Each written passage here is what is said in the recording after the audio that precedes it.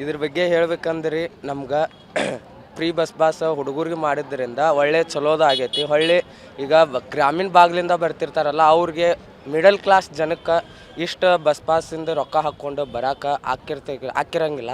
ಅದಕ್ಕೆ ಇವರು ಫ್ರೀ ಮಾಡಿದ್ದು ಅವ್ರಿಗೆ ಹುಡುಗರಿಗೆ ಒಳ್ಳೆ ಚಲೋ ಆಗೈತಿ ಅಂತೇಳಿ ನಾ ಹೇಳಿದೆ.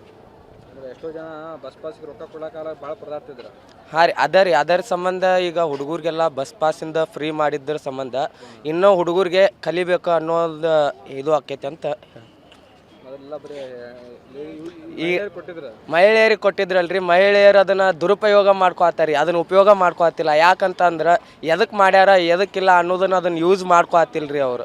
ಅದು ಒಂದು ಏನೋ ಒಂದು ಕಾರಣಕ್ಕೆ ಮಾಡ್ಯಾರ ಅಂತೇಳಿ ತಿಳ್ಕೊಂಡು ಎಲ್ಲದಕ್ಕೂ ಯೂಸ್ ಮಾಡ್ಕೊಂಡು ವಿದ್ಯಾರ್ಥಿಗಳಿಗೋಸ್ಕರ ಅವ್ರು ಮಾಡ್ಯಾರ. ಹೊಳ್ಳಿ ಯಾಕೆ ಏನಂತ ಮಾಡ್ಯಾರ ಅಂತ ತಿಳ್ಕೊಂಡು ಅದನ್ನು ಯೂಸ್ ಮಾಡ್ಕೋಬೇಕ್ರಿ. ಹಂಗೆ ಸಿಕ್ಕಂಗೆ ಫ್ರೀ ಐತೆ ಅಂತಂದು ಹುಡುಗರಿಗೆ ವಿದ್ಯಾರ್ಥಿಗಳಿಗೆ ಎಷ್ಟು ತೊಂದರೆ ಆಕತಿ ಎಷ್ಟಿಲ್ಲ ಅನ್ನೋದ್ರ ಬಗ್ಗೆ ತಿಳ್ಕೊಂಡು ಸ್ವಲ್ಪ ಅಡ್ಡಾಡೋದು ಸ್ವಲ್ಪ ಕಡಿಮೆ ಮಾಡ್ಬೇಕು ಹೊರತು ಅವ್ರು ಲೇಡೀಸ್ಗೇನು ಫ್ರೀ ಮಾಡ್ಯಾರಲ್ಲ ದರಿಯೊಂದಕ್ಕೂ ಈಗ ಹಳ್ಳಿಲಿಂದ ಗ್ರಾಮೀಣ ಬಿಟ್ಬಿಟ್ಟು ಸಿಟಿಗೆ ಬರಾಕತ್ತ.